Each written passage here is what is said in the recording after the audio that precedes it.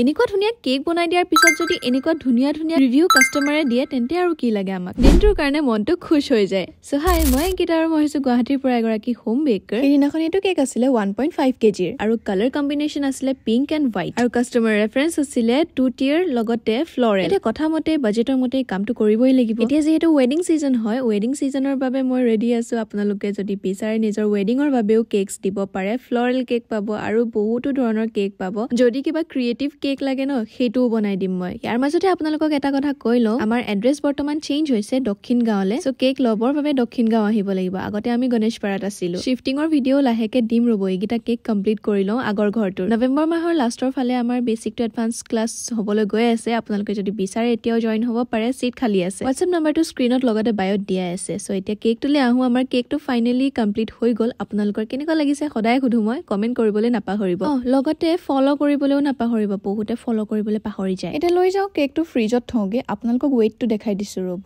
accurate 1500 গ্ৰাম হৈছে আৰু এইটো কেকত মই 6 ইঞ্চ লগতে 4 ইঞ্চৰ কেক টিন ইউজ কৰিছো আপোনালোকেও ট্ৰাই কৰি চাব খুব ধুনীয়া এটা লুক আহে 1.5 কেজি 2 টিয়াৰ হলে বাৰু আজিলে বাই